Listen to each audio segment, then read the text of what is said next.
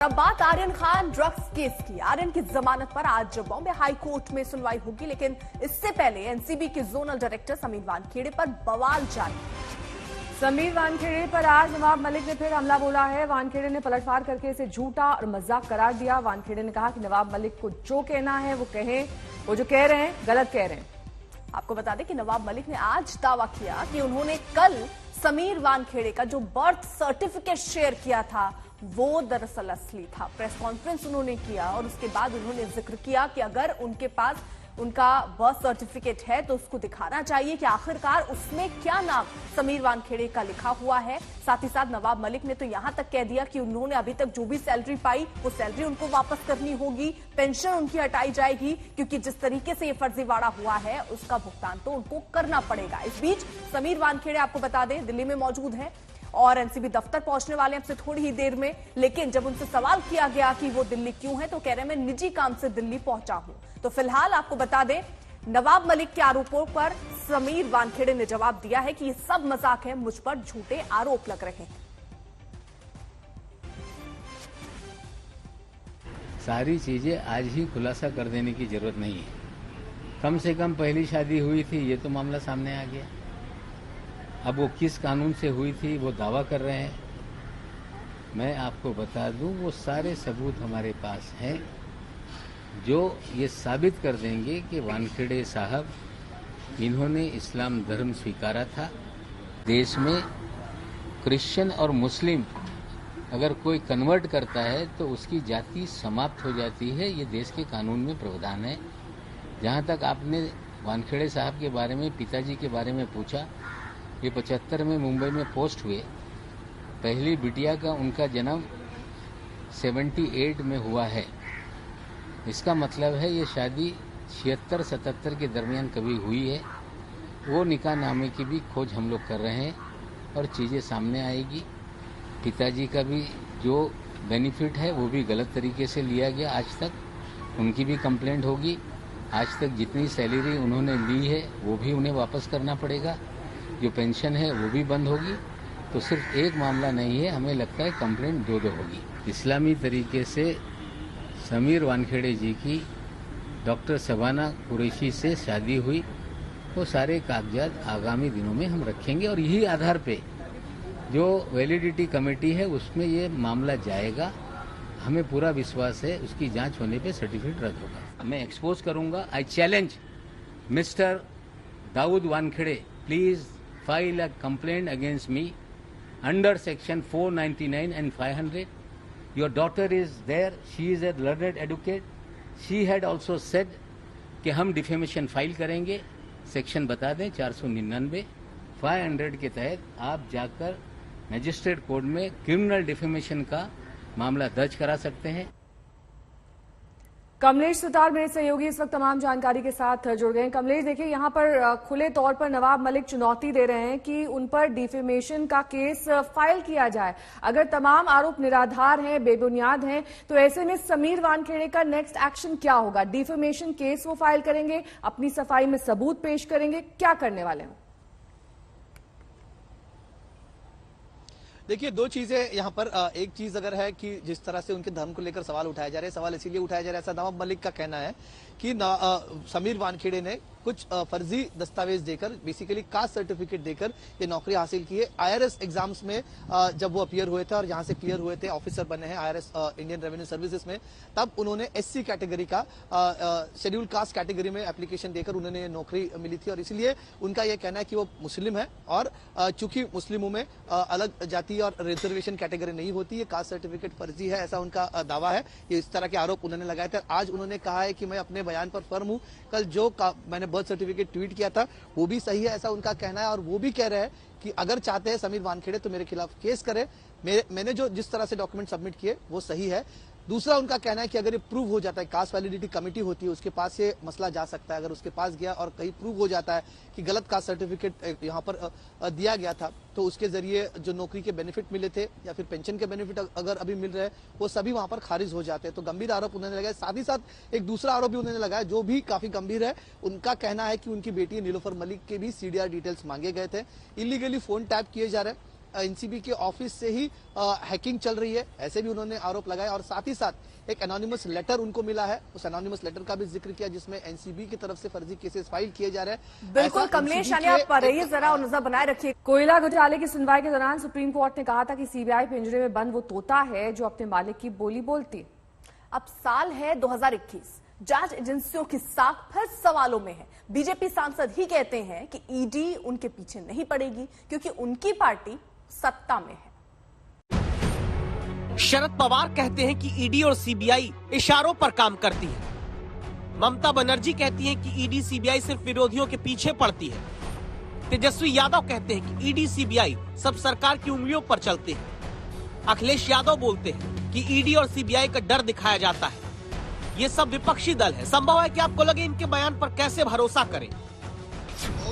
अब महाराष्ट्र के सांगली से आया वीडियो देखिए, जिसमें बीजेपी के सांसद संजय पाटिल दिखते हैं। एक मॉल के उद्घाटन समारोह में मौजूद है और चौड़े से हाथ में माइक लेकर सार्वजनिक तौर पर कहते सुनाई पड़ते हैं, ईडी हमारा कुछ नहीं करेगी क्योंकि ये सत्ताधारी पार्टी के सांसद है। नाही वैभवदादा ईडी मागायलाच नाही, मी खासदार आहे भाजपचा, पण मी भाजपचा खासदार आहे, त्यामुळे काही ईडीकडे एवढे येणार नाही इकडे। ईडी यानी प्रवर्तन निदेशालय, एक विशेष वित्तीय जांच एजेंसी जिसके ऊपर भारत में भ्रष्टाचार रोकने की जिम्मेदारी है। ईडी यानी वो एजेंसी जो फर्जी तरीके से पैसों की हेरफेर, काले पैसे को सफेद करने वालों और विदेश से पैसों के लेन देन में खेल करने वालों की जांच करती है, उन्हें पकड़ती है। लेकिन ऐसी केंद्रीय जांच एजेंसी के बारे में बीजेपी के सांसद संजय पाटिल सार्वजनिक रूप से ये क्यों कहते हैं कि उन्हें डर नहीं, क्योंकि वो सत्ताधारी पार्टी के सांसद हैं।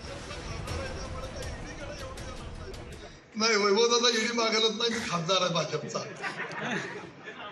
पण मी भाजपचा खासदार आहे, त्यामुळे काही ईडीकडे एवढे येणार नाही इकडे।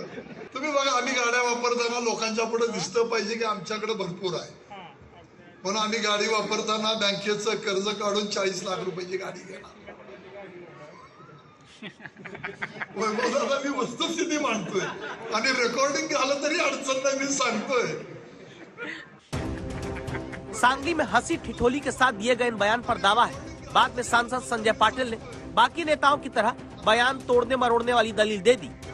यही दलील इसी महीने बीजेपी में आने के बाद हर्षवर्धन पाटिल भी दे चुके हैं।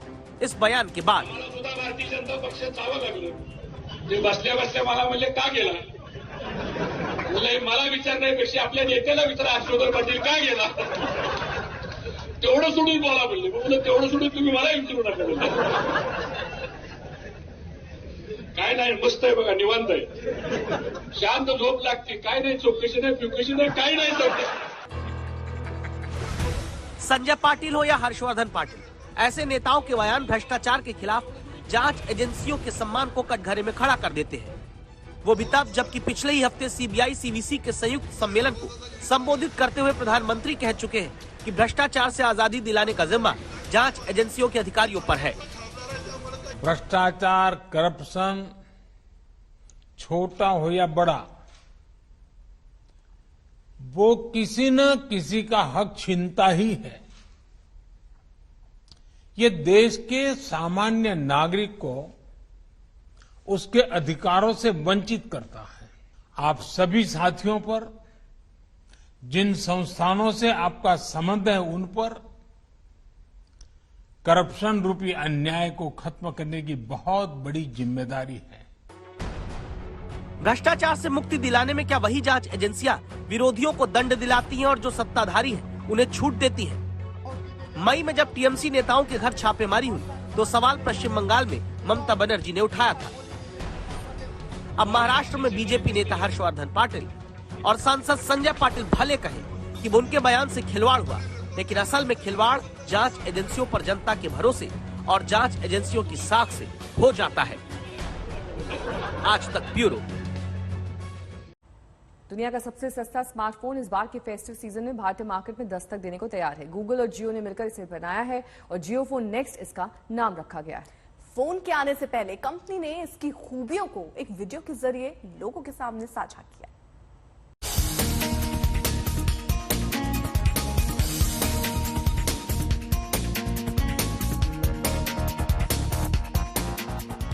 इस फेस्टिव सीजन में जो नए प्रोडक्ट्स लॉन्च होंगे उनमें दुनिया का सबसे सस्ता एंड्रॉयड स्मार्टफोन जियो नेक्स्ट भी शामिल है। दिवाली से पहले लॉन्च करने के जियो के ऐलान ने इसके आने की उम्मीदें पहले ही बढ़ा दी थी। अब कंपनी ने इस फोन से जुड़ा वीडियो और फीचर्स शेयर करके फोन लॉन्च की उल्टी गिनती शुरू कर दी है। It has some of the coolest new features, especially the Translate Now feature.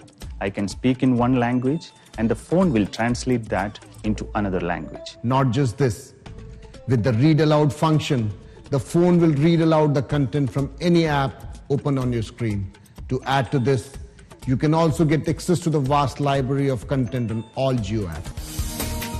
Video में फोन की मेकिंग के बारे में बताया गया है। इस फोन को भारत में ही तैयार किया जा रहा है। हालांकि अभी तक इसकी कीमतों का तो खुलासा नहीं हुआ है, लेकिन इस सबसे सस्ते एंड्रॉयड स्मार्टफोन की दुनिया भर में चर्चा होने लगी है। रिलायंस जियो का कहना है कि Jio phone next made in India, made for India और मेड बाय इंडियंस है। कंपनी इस स्मार्टफोन की मदद से देश के हर नागरिक को डिजिटल टेक्नोलॉजी से जुड़ने के लिए बराबरी का मौका देने की बात कह रही है। इस फोन में एंड्रॉयड पावर्ड प्रगति ऑपरेटिंग सिस्टम मिलेगा। फोन के ओएस को प्रगति नाम इसलिए दिया गया है क्योंकि फोन देश में प्रगति लाना चाहता है। इस बेहतरीन ऑपरेटिंग सिस्टम को खास तौर से भारत के लिए तैयार किया गया है। फोन को जियो और गूगल दोनों ने मिलकर तैयार किया है। कंपनी का दावा है कि कम कीमत के बावजूद भी इसमें यूजर्स को बेहतर अनुभव मिलेगा। जियो नेक्स्ट का प्रोसेसर क्वालकॉम ने तैयार किया है। आइए देखते हैं कि किन खूबियों से ये फोन लैस होगा। वॉइस असिस्टेंट फीचर की मदद से यूजर अपने डिवाइस को कंट्रोल कर पाएंगे। रीड अलाउड फीचर की मदद से फोन के स्क्रीन पर दिखने वाले कंटेंट को तेज आवाज में सुन पाएंगे। ट्रांसलेट फीचर की मदद से यूजर अपनी मनपसंद भाषा में स्क्रीन को ट्रांसलेट कर पाएंगे। Easy and smart camera feature से लैस इस फोन में 13 मेगापिक्सल का रियर कैमरा मिलेगा। जियो और गूगल एप्स के साथ ही फोन में कई सारे प्री लोडेड एंड्रॉयड एप्स मिलेंगे। इस फोन में ऑटोमेटिक सॉफ्टवेयर अपडेट का विकल्प भी मिलेगा। कंपनी का कहना है कि प्रगति ओएस से यूजर को दमदार बैटरी लाइफ मिलेगी। कीमत को लेकर अनुमान है कि ये 3,500 के आसपास हो सकती है। आज तक ब्यूरो। वक्त की बड़ी खबर का रुख कर लेते हैं जो कि जम्मू कश्मीर से आ रही है। बांदीपुरा सेक्टर में टैक्सी स्टैंड पर धमाके की खबर है। टैक्सी स्टैंड पर हुए धमाके में 6 लोग जख्मी बताए जा रहे हैं, 2 की हालत नाजुक है। इस खबर पर और जानकारी के लिए आइए बात करते हैं आज तक के संवाददाता अशरफ वानी इस वक्त हमारे साथ जुड़ चुके हैं। अशरफ, क्या जानकारी मिल रही है, किस तरीके से यह धमाका किया गया, कितने लोग घायल हुए हैं और पूरा इलाका इस वक्त जिस इलाके में धमाका हुआ वहां पर क्या स्थिति? अर्पिता, ये सुंबल का इलाका है जो कस्बा है बांडीपुरा जिले में। वहीं पर ये कुछ देर पहले, करीब 1 घंटा पहले ये धमाका हुआ। जो सोमो टैक्सी स्टैंड वहां पर है जहां से गाड़ियां अलग अलग जगहों पर निकलती हैं शहर के, और वहां पर ये ब्लास्ट हुआ है। दरअसल जो मेरी बात हुई है पुलिस सूत्रों के साथ और सेना के सूत्रों के साथ, उसके अनुसार जो ये है ये आईडी ब्लास्ट रखा गया था, जिसको का टारगेट जो था आर्मी कॉन्वॉय थी जो हमेशा वहां से गुजरती है। लेकिन आर्मी की कॉन्वॉय से गुजरने से पहले ये ब्लास्ट वहां पर हुआ, जिसकी चपेट में कुछ आसपास की गाड़ियां आई जो वहां पर खड़ी थी, उनके शीशे टूटे और कुछ राहगीर लोग जो थे वहां पर, जो गाड़ियों में बैठने के लिए यात्री थे, वो घायल हुए हैं। इसमें 6 लोग घायल हुए हैं जैसे आपने कहा। 2 की हालत जो है काफी गंभीर बताई जा रही है, लेकिन ये अब हॉस्पिटल की सूत्रों का कहना है कि उनका इलाज चल रहा है, उनकी हालत स्थिर है।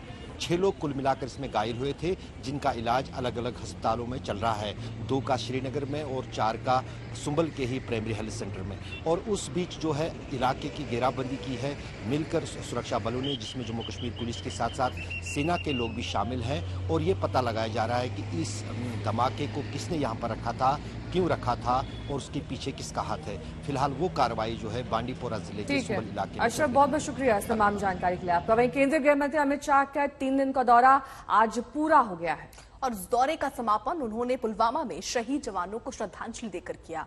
वहीं ये भी कहा कि जवानों का बलिदान आतंकवाद को जड़ से मिटाने के लिए हमारे संकल्प को और मजबूत करता है।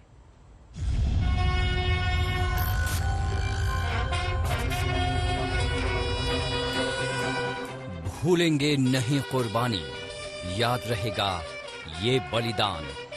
आतंक से रण, अंतिम विजय का प्रण।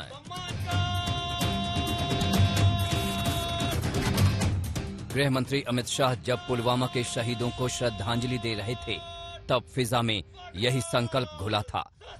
यही जज्बा कि गृह मंत्री का चट्टानी इरादा और जवानों का फौलादी हौसला दुश्मन के नापाक मंसूबों को ध्वस्त कर देगा। जम्मू कश्मीर के लोगों का भरोसा हासिल करने और सरहद पार तक कड़ा संदेश देने के लिए गृह मंत्री अमित शाह ने 3 दिनों का दौरा शहीदों को श्रद्धांजलि देने के साथ खत्म किया।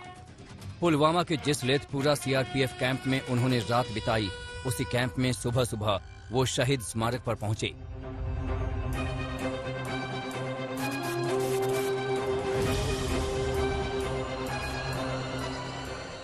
यही नहीं, यहां उन्होंने सीआरपीएफ के 39 जवानों को श्रद्धांजलि दी, जिन्होंने 14 फरवरी 2019 में एक आत्मघाती हमले में अपनी शहादत दी थी।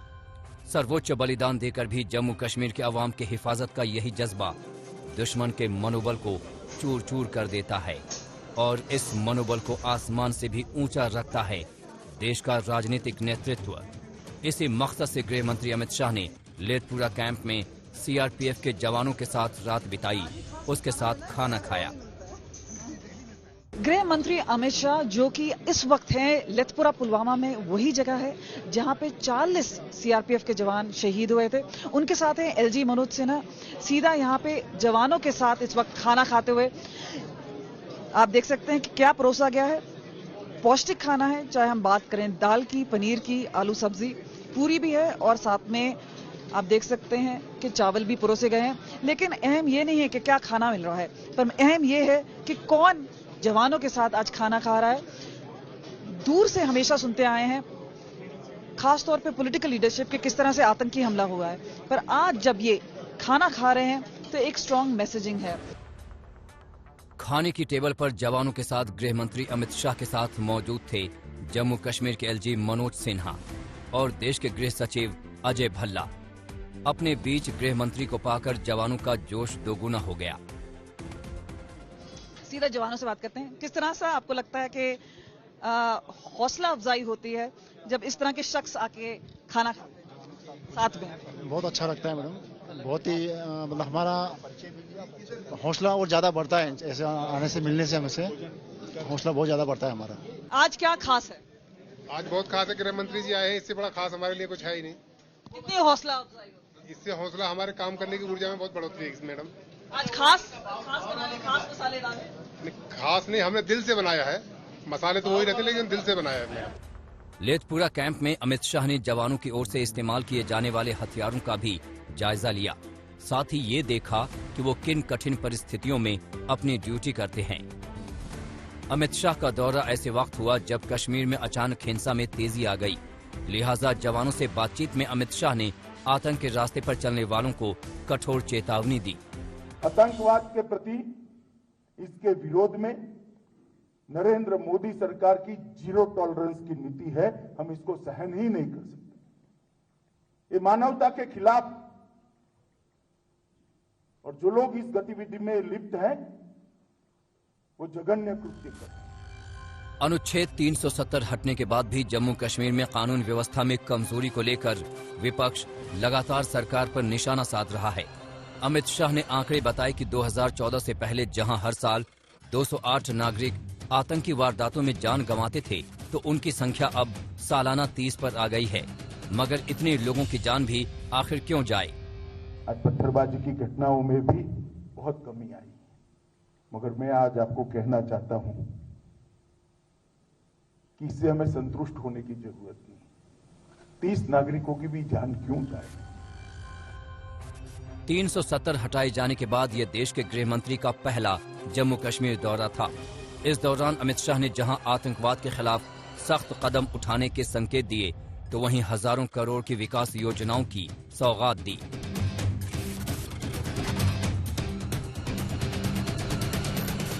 कमलजीत संधू के साथ ब्यूरो रिपोर्ट, आज तक। अमित शाह ने पाकिस्तान का राग अलापने वाले फारूक अब्दुल्ला जैसे नेताओं को दो टूक जवाब दिया। अमित शाह ने कहा कि अगर मैं बात करूंगा तो कश्मीर के भाई बहनों से बात करूंगा। अपने मंच से बुलेट प्रूफ शीशा हटवाकर उन्होंने कश्मीरियों से सीधी बात के संकेत भी दिए।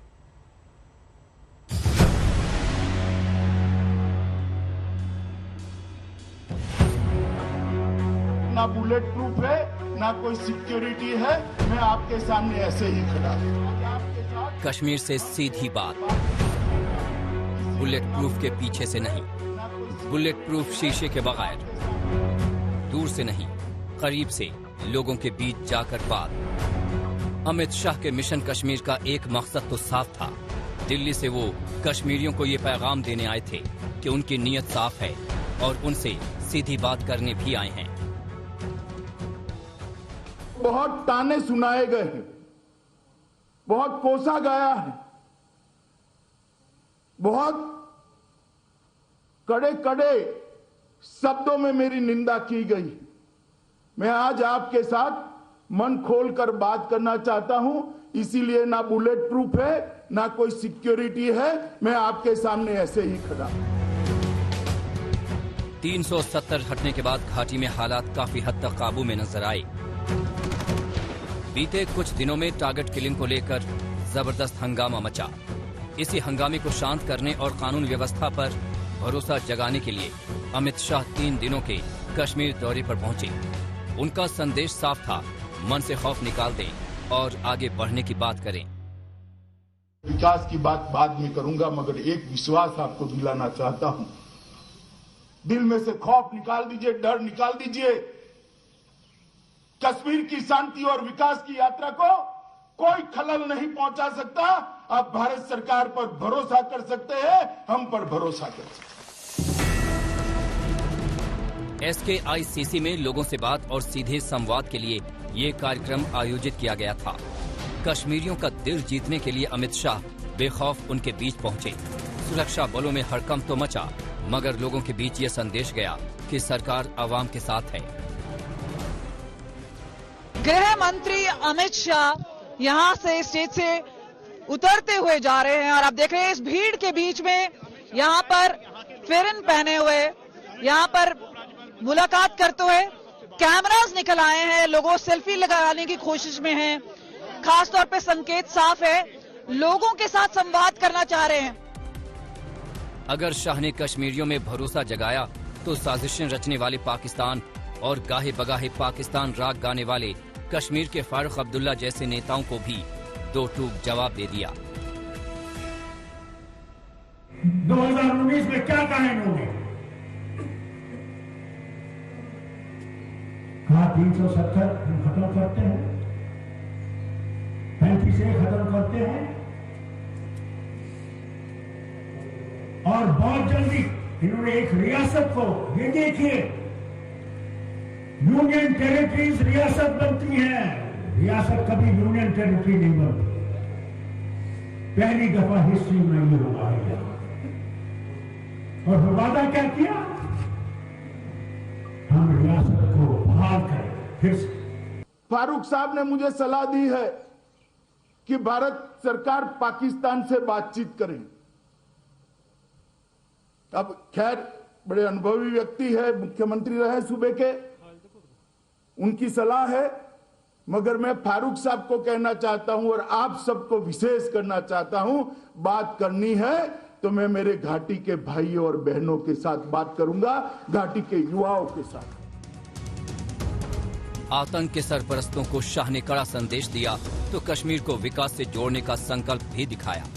अमित शाह ने कई परियोजनाओं की सौगात दी जो कश्मीर की सूरत बदल देगी। कमलजीत संधू के साथ ब्यूरो रिपोर्ट आज तक।